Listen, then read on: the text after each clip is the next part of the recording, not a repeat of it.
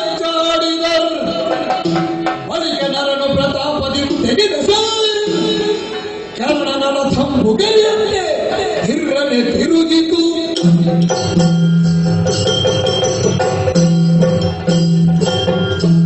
ಬಾಣಾವಳಿಗಳ ಪ್ರಯೋಗ ಪ್ರತಿವಿಧಿ ಖಂಡನೆ ಮಂಡನೆಗಳಲ್ಲಿ ತನ್ನ ಪ್ರತಾಪವನ್ನು ತೋರಿಸಿದಂತಹ ಕರ್ಣ ಸಹಾಯಕ ತೊಡುವಲ್ಲಿ ವಿಚಾರ ಕೇವಲ ಬಾಣಗಳನ್ನು ಹೊಡೆಯುವುದೋ ಕಡಿಯುವುದೋ ಖಂಡಿಸುವುದೋ ಅಲ್ಲ, ಅದರ ಜೊತೆಗೆ ನಾವು ಹೊಂದಿಕೊಂಡು ಬಂದಂತಹ ಸಾರಥಿಯ ರಥವೋ ರಥಕ್ಕೆ ಸಂಬಂಧಪಟ್ಟ ಕುದುರೆಗಳ ಇತ್ಯಾದಿ ಅದು ರಥಯುದ್ಧ.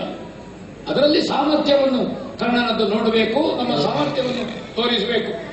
ಒಂದು ಯೋಜನಾ ಸಂಕಲ್ಪ ಮಾಡಿ ಕರ್ಣನ ರಥವನ್ನು ಲಕ್ಷ್ಯವಾಗಿಸಿ ಒಂದು ಮಾರ್ಗವನ್ನು ಪ್ರಯೋಗ ಮಾಡ್ತಾರೆ.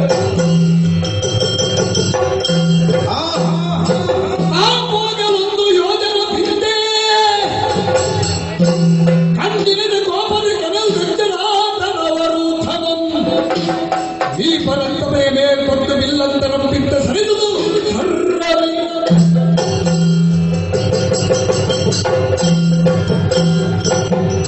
ಒಬ್ಬ ಸೂತನ ಮಗನಿಗೆ ಬಂದಂತಹ ಸ್ಪರ್ಧೆ ಅಲ್ಲ, ಇದು ಸೂರ್ಯನ ಮಗನಿಗೆ ಬಂದಂತಹ ಆ ಪ್ರಜ್ಞೆ ನಮ್ಮಲ್ಲಿ ಜಾಗೃತವಾಗಿದೆ. ಆಡುವುದಕ್ಕೆ ಅವಕಾಶ ಅಂತರಂಗದಲ್ಲಿ ಉಂಟು.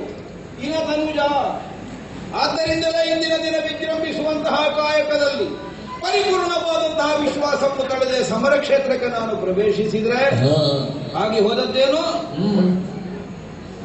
ಯೋಜನಾಂತರಕ್ಕೆ ನಮ್ಮ ರಥ ಹಾರಿಸಲ್ಪಟ್ಟಿತ್ತು. ಒಂದು ವಿಧದ ಪಂಚಾಹ್ವಾನಕ್ಕೆ ಬಿದ್ದ ಹೊಡೆತ ಇದು, ಕರ್ಣನ ರಥಕ್ಕೆ ಬಿದ್ದ ಹೊಡೆತ ಅಲ್ಲ, ದ್ವೈರಥ ಯುದ್ಧ. ಹೀಗೆ ಆಡುತ್ತಾ ಬಂದಂತಹ ನನಗೆ ದ್ವೈರಥ ಯುದ್ಧಕ್ಕೆ ರಥ ಚಾಚಿ ನಿಂತಹ ಸನ್ನಿವೇಶದಲ್ಲಿ ಯುದ್ಧ ಮಧ್ಯದಲ್ಲಿ ರಥವನ್ನು ತನ್ನ ಸ್ಥಾನದಲ್ಲಿ ಸ್ಥಾಪಿಸಿಕೊಳ್ಳುವುದಕ್ಕೆ ಸ್ಥಿರವಾಗಿ ಸಾಮರ್ಥ್ಯ ಇಲ್ಲದೆ ಇದ್ದ ಒಬ್ಬ ಹೆಗ್ಬೇಡಿ ಕರ್ಣ ಅನ್ನುವ ಹಾಗೆ ಇತರರು ಗುರುತಿಸುವಂತಹ ಒಂದು ಸ್ಥಿತಿಯನ್ನು ಅರ್ಜುನ ಒದಗಿಸಿಕೊಡ್ತಾನೆ ಅಂತ ಅದರ ಅರ್ಥ ಏನು, ಹಿಂದೆ ಹೋದದ್ದನ್ನು ಸಾರಥಿ ಮುಂದೆ ತಗೊಂಡು ಬರ್ತಾರೆ. ಅದು ರಥದ ಗತಿ ಮಾತ್ರ, ರಥಿಕನ ಗತಿ ಹಿಂದೆ ಹೋದದ್ದನ್ನು ಮುಂದೆ ತರುವುದು ಹೇಗೆ? ಮುಂದೆ ದಾರಿ ಇರುವುದು. ಈಗ ಹೋದದ್ದಲ್ಲ ಹೇಳಲಿಕ್ಕೆ ಆಗ್ತದೆ, ಹೋದದ್ದಲ್ಲ ಅಂತ ಮಾಡ್ಲಿಕ್ಕೆ ಆಗುದಿಲ್ಲ. ಇದು ಹೋದದ್ದು ಲೆಕ್ಕಕ್ಕಿಲ್ಲ ಅಂತ ಮಾಡ್ಲಿಕ್ಕೆ ಬರ್ತದೆ. ಹೇಗೆ? ಅವನ ರಥವು ಹಿಂದೆ ಹೋಗಬೇಕು.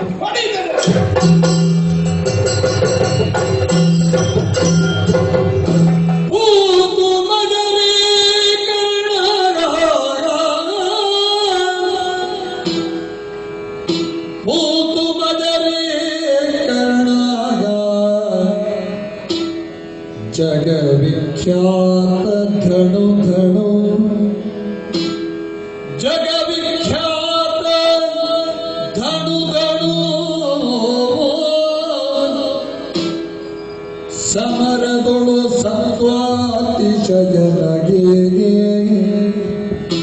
ಸಮರದೊಳು ಸತ್ವಾತಿಶಯನ ಹೇ ಧಿರುರಿ ಮದ ಪಿಲ್ಲಾಳು ನೀನು ತಾಯ ಧಿರುರಿ ಮದ ಪಿಲ್ಲಾಳು ನೀನು ತಾಯ ಕೂತು ಮಜರೇ ಕರ್ಣ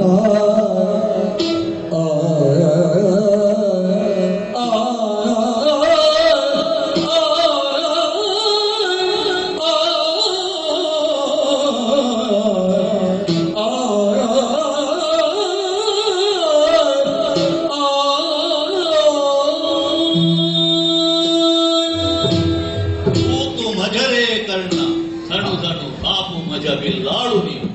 ಓ ಕರ್ಣ, ನೀನೆಂತ ಮೇಳೆ ನೋಡುವುದು?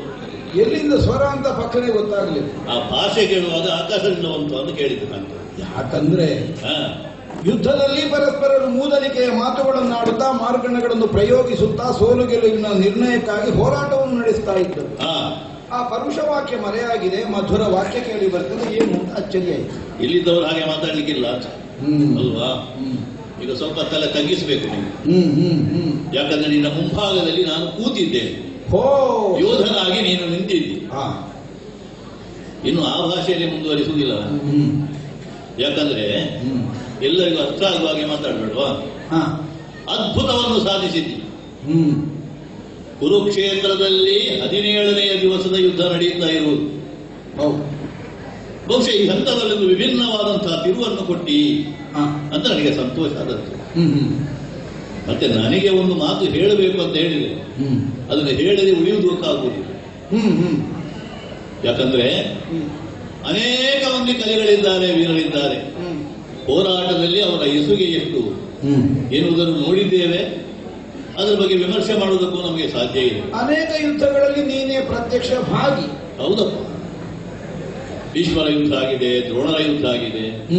ಹಾಗೆಲ್ಲ ಈ ಭಾಗದಲ್ಲಿ ನಿಂತು ನಾನು ಬೇರೆ ಮಾತಾಡಿದಿರ್ಬೋದು, ಈ ರೀತಿಯ ಪ್ರಶಂಸಾ ವಾಕ್ಯಗಳನ್ನು ಆಡಲಿಲ್ಲ. ಆದ್ರೆ ಇವತ್ತು ಆಡುವುದಕ್ಕೆ ನನಗೆ ಕಾರಣ ಏನು ಗೊತ್ತೋ, ಕುರುಕ್ಷೇತ್ರ ಎನ್ನುವುದು ಸಮರ ಭೂಮಿ. ಇದೇ ಕುರುಕ್ಷೇತ್ರದಲ್ಲಿ ಹಿಂದೊಮ್ಮೆ ಆಚಾರ್ಯರಾದ ಪರಶುರಾಮಾಚಾರ್ಯರಿಗೂ ಭೀಷ್ಮಾಚಾರ್ಯರಿಗೂ ಯುದ್ಧ ಆದದ್ದು ಹೇಳಿರ್ಬೋದು ನೀವು. ಪರಮ ಶಿಷ್ಯನೇ ನಿನ್ನ ಗುಣ ದುರಕಾನು ಮೆಚ್ಚಿದೆ. ಕೊನೆಗೆ ಹೇಳಿದ್ರಂತೆ ಶಿಷ್ಯನ ಎಸೆತಕ್ಕೆ ಬೆರಗಾಗಿ ಹೇಳಿದ ಮಾತು. ಅದೇ ಭೀಷ್ಮರು ಮೊನ್ನೆ ಒಂದು ಉದ್ಗಾರ ಮಾಡಿದರು, ಪಾತ್ರನಸ್ತ್ರದಿ ನೊಂದೆರ ಕಟ. ಅಲ್ಲಿ ಅವರಿಗೆ ಪ್ರಮಾಣ ಪತ್ರ ಸಿಕ್ಕಿದ್ದು ಗುರುಗಳಿಂದ, ಪರೋಕ್ಷವಾಗಿ ಪಾರ್ಥನಿಗೆ ಪ್ರಮಾಣ ಸಿಕ್ಕಿದ್ದು ಅಜ್ಜನಿಂದ. ಇನ್ನೂ ಒಂದಿದೆ, ಇದೇ ಕುರುಕ್ಷೇತ್ರದಲ್ಲಿ ದ್ರೋಣಾಚಾರ್ಯರು ಒಂದು ಉದ್ಗಾರ ಮಾಡಿದ್ರು, ಅರ್ಜುನನೊಬ್ಬ ತಪ್ಪಿದ್ರೆ ಸಾಕು, ಮಿಕ್ಕ ಧೂರ್ಜಟಿಗೂ ನಾನು ಅಂಜುವುದಿಲ್ಲ ಅಂತ.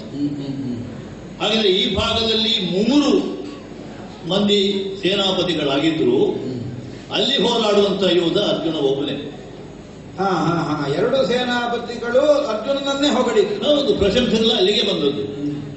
ಆದ್ರೆ ಇವತ್ತು ಬೆಳಿಗ್ಗೆ ಶಿಬಿರದಲ್ಲಿ ಒಂದು ಘಟನೆ ನಡೆಯಿತು. ಆ ಘಟನೆ ನಡೆದಂತಹ ಸಂದರ್ಭದಲ್ಲಿ ಧರ್ಮರಾಜನ ಬಾಯಿನೊಂದು ಮಾತು ಬಂತು, ರವಿತನಯನಿಗೆ ಎಣೆಕಾನೆ ಬವರಗಾರರ ದೇವ. ನಿನ್ನ ಬಗ್ಗೆ, ನಿನ್ನ ಸಾಹಸದ ಬಗ್ಗೆ ಮಾತುಗಳನ್ನು ಆಡಿದ. ಅದೆಷ್ಟು ಸರಿ ಅಂತ ಆಗ ನಾನು ವಿಮರ್ಶೆ ಮಾಡಲಿಕ್ಕೆ ಹೋಗಲಿಲ್ಲ. ಈಗ ನನಗೆ ಸತ್ಯ ಅನ್ನಿಸಿತು. ಪಾರ್ಥನ ರಥವನ್ನು ಎಷ್ಟು ನೀನು ಹಿಂದೆ ಸರಿಸಿದ್ದಿ ಅಂತ ಮುಖ್ಯ ಅಲ್ಲ. ಒಂದು ಸಂದರ್ಭದಲ್ಲಿ ನಾನು ಇಲ್ಲದೇ ಇದ್ದಾಗ ಭೀಷ್ಮಾಚಾರ್ಯರಿಗೆ ತಂದ ಅಭಿಮನ್ಯು ರಥದಲ್ಲಿ ಕೂತಿದ್ದಂತೆ. ಆಗ ಸ್ವಲ್ಪ ಅದು ಅಲುಗಾಡಿದ್ದು ಗೊತ್ತುಂಟು, ಮಾತಾಡ್ತಾ ಇತ್ತು. ಆದರೆ ಇವತ್ತು ಅಷ್ಟು ಹೋಯಿತು ಮುಂದೆ ಅಂತ ಹೇಳುವಾಗ ನಾನು ಅವತ್ತು ಹೇಳಿದ ಮಾತು ಈಗ ಸರಿ ಅಂತ ಅನ್ನಿಸ್ತದೆ ನನಗೆ. ಈ ಲೋಕದಲ್ಲಿ ಯೋಧರು ತುಂಬಾ ಮಂದಿ ಇದ್ದಾರೆ, ಬಿಲ್ಲಾಳುಗಳು, ಅವರೆಲ್ಲ ಬಿಲ್ಲುಗಳಿಗೆ ಆಳುಗಳು. ಬಿಲ್ಲನ್ನೇ ಆಳುವ ಒಬ್ಬ ಇದ್ದ, ಅವ ಈ ಯುಗದವಲ್ಲ, ಕೋದಂಡ ದೀಕ್ಷಾಗುರು ಅಂತ ಅವನಿಗೆ ನೆನಪು ಮಾಡಿಕೋ, ಶ್ರೀರಾಮಚಂದ್ರ. ಹೌದು, ಹಸ್ತಿನಾವತಿಯಿಂದ ರಣಬೀಳ್ಯವನ್ನು ತಕ್ಕೊಂಡು ಎಲ್ಲಿ ಹೋಗುವಂತಹ ಸಂದರ್ಭದಲ್ಲಿ ನಿನ್ನನ್ನು ಕರೆದು ನಾನು ಮಾತಾಡಿಸಿದ್ದೆ. ಹೌದಪ್ಪ, ರಥದ ಹತ್ತಿರ ನಿಂತು ಮಾತಾಡಿದ್ಯಾ? ಅದೊಂದು ಶಬ್ದ ಹೇಳಿದ್ದೆ, ನೆನಪುಂಟೆ ನನಗೆ, ವರ ರಾಮದೇವರಿಗೆ ನೀನು, ಅದನ್ನೇ ನೋಟ ಇಟ್ಟು ಹೇಳಿ. ಈಗ ಆ ಬಿಲ್ಲನ್ನು ಆಳುವಂತ ಕೋದಂಡರಾಮನಿಗೂ ನಿನ್ನ ಎಸೆತಕ್ಕೂ ಒಂದು ಸಾದಾತ್ಮ್ಯತೆ ನನಗೆ ಕಾಣುತ್ತದೆ. ಆಗ ನೀನು ಹೇಳಿದ ಮಾತುಳ್ಳು, ಶೌರಿಕೇಲೈ ನಾಳೆ ಸಮರದ ಸಾರದಲ್ಲಿ ತೋರುವೆನು, ನಿಜ ಭುಜದ ಶೌರ್ಯವನ್ನು ಪಾಂಡುತನೆಯರಲ್ಲಿ. ಏನೋ ಹೇಳ್ತಾನೆ ಹಾರಿಕೆಯ ಮಾತು ಅಂತ ತಿಳ್ಕೊಂಡೆ. ಆದರೆ ಇವತ್ತು ಅದನ್ನು ನೀನು ಸ್ಪಷ್ಟೀಕರಿಸಿದ್ದು, ನಿನ್ನದಾದಂತಹ ಯೋಗ್ಯತೆ ಏನು ಎನ್ನುವುದನ್ನು ಈ ಕುರುಕ್ಷೇತ್ರದ ಕದನಾಂಗಣದಲ್ಲಿ ನೀನು ತೋರ್ಪಡಿಸಿದ್ದು. ಅರ್ಜುನನ್ನು ತೋರಿಸಿದವರಿಗೆ ಉಡುಗೊರೆ ಎಲ್ಲ ಕೊಡ್ತೇನೆ ಅಂತ ಹೇಳಿಕೊಂಡು ಬಂದವನಂತೆ ನೀನು ಸುಮ್ಮನೆ ಹಾಗೆ ಹೇಳಲಿಲ್ಲ. ಆ ಕಾಲಕ್ಕೆ ಬಿಲ್ಮಂಗಲದ ಆ ರಂಗದಲ್ಲಿ ದ್ರೋಣಾಚಾರ್ಯರಾದಿಯಾಗಿ ಎಲ್ಲರೂ ಕೂಡ ನಿನ್ನನ್ನು ಬೇರೆ ಬೇರೆ ಮಾತುಗಳಿಂದ ಪಚಾರಿಸಿದರು. ಅರ್ಧರಥಿಕ ನೀನು ಅಂತ ಹೇಳಿದವರು ಇದ್ದಾರೆ.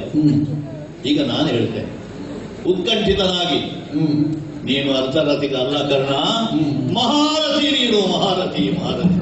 ಸ್ವಾಮಿ, ಓ, ನನ್ನ ಅಂತರಂಗದ ಭಾವವನ್ನು ನಿನ್ನಲ್ಲಿ ಹಂಚಿಕೊಳ್ಳುವಲ್ಲಿ ನನಗೆ ಯಾವ ಆಕ್ಷೇಪವೂ ಇಲ್ಲ, ಅಡೆಯೂ ಇಲ್ಲ. ಕಾರಣ ಯಾಕೆ? ನಾನಾಡಿದ್ದನ್ನು ನೀನು ಮಾತ್ರ ಕೇಳಿಸಿಕೊಳ್ಳಬಲ್ಲೆ, ಬಾಕಿದ್ದವರು ಕೇಳಿಸದಾಗೆ ನಿನಗೆ ಮಾಡುವ ಸಾಮರ್ಥ್ಯ ಇದೆ. ನೀನಾಡಿದ್ದನ್ನು ನಾನೊಬ್ಬನೇ ಕೇಳಬೇಕಾದದ್ದನ್ನು ನಿನ್ನ ಸಂಕಲ್ಪವಾದ ಇತರರಿಗೆ ಕೇಳದಂತೆಯೇ ನೀನು ಸಾರ್ವಜನಿಕರ ಸಮ್ಮುಖದಲ್ಲಿಯೂ ಆಡಬಲ್ಲೆ. ಆ ಮಾತು ಹೃದಯದಿಂದ ಬಂದರೂ ಗೊತ್ತಾಗ್ತದೆ. ಹಾಗೆ ಹೌದು ಸ್ವಾಮಿ, ರಣವೀಳ್ಯವನ್ನು ಕಾರ್ಯವನ್ನು ಕೈಗೊಂಡು ನೀನು ಹಿಂದಿರುಗುವಾಗ ನಿನ್ನನ್ನು ಅನುಸರಿಸಿಕೊಂಡು ಬೀಳ್ಕೊಡುವುದಕ್ಕೆ ನಾನು ಬಂದಿದ್ದೆ. ಹೌದು.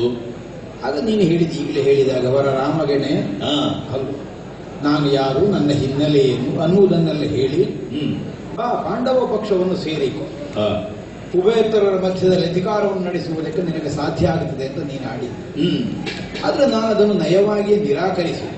ಹಾ, ನಿರಾಕರಿಸಿದ್ದು ಯಾಕೆ ಕೇಳಿದರೆ, ಹ್ಮ್, ಪ್ರಾಮಾಣಿಕವಾಗಿ ನಿಷ್ಪಕ್ಷಪಾತವಾಗಿ ನೀನು ಕೊಟ್ಟ ಕೊಡುಗೆ ಅನ್ನುವ ಗೌರವ ಇದ್ದದ್ದೆಂದಲೇ ಹೇಳಿ. ಓಹೋ, ಅಷ್ಟು ನಿಷ್ಪಕ್ಷಪಾತವಾಗಿ ಹಾ, ನೀನು ಕೊಡುವಂತಹ ಕೊಡುಗೆಯನ್ನು ಸ್ವೀಕರಿಸುವುದಕ್ಕೆ ನನ್ನ ಪಾತ್ರತ್ವ ಸಾಲದು. ಹಾ. ಈ ಭಾವದಿಂದಲೇ ಹ್ಮ್, ಭವಿಷ್ಯದಲ್ಲಿ ನನ್ನ ನಿರ್ಧಾರ ಏನು, ಹ್ಮ್, ನನ್ನ ಭುಜ ಸಿರಿಯ ಶೌರ್ಯ ಏನು ಅನ್ನುವುದನ್ನು ಶೌರ್ಯಾದ ನಿನ್ನ ಕಣ್ಣ ಸಮ್ಮುಖದಲ್ಲಿ ನಾನು ಕಾಣಿಸಿಕೊಡ್ತೇನೆ. ಅಷ್ಟರಲ್ಲಿ ನಾನು ಒತ್ತಾಯಿಸಿದೆ, ನಾನು ಹೋದ್ನಲ್ಲ. ಅಲ್ವಾ? ಹ್ಮ್, ಅದು ದೇವರ ಮುಂಭಾಗದಲ್ಲಿ ಆಡಿದ ನನ್ನ ಅಂತರಂಗದ ಸತ್ಯವಚನ. ಓ, ಆ ಸತ್ಯವಚನ ಪಾಲನೆ ಆಗಿದೆ ಅನ್ನುವಂತಹ ಸಮಾಧಾನ ಹಾ. ನಿನ್ನ ಹೊಗಳಿಕೆಯ ಮೂಲಕವಾಗಿ ನನಗೆ ಒದಗಿ ಬಂದಿದೆ. ಹಾ, ದೇವರ ಮುಂಭಾಗದಲ್ಲಿ ನಾವು ಆಡಿಕೊಳ್ಳೋದಕ್ಕೆ ಒಂದು ಹರಕೆ ಅಂತಲೂ ಹೆಸರಿದೆ. ಹೌದು. ನಮ್ಮ ಹರಕೆ ಮುಗಿದಿದೆ, ಸಮಾಧಾನ. ಒಳ್ಳೇದು, ಸಾರ್ಥಕ ಭಾವ ಬಂತಲ್ಲ ನಿನಗೆ, ಓ. ಒಳ್ಳೇದು.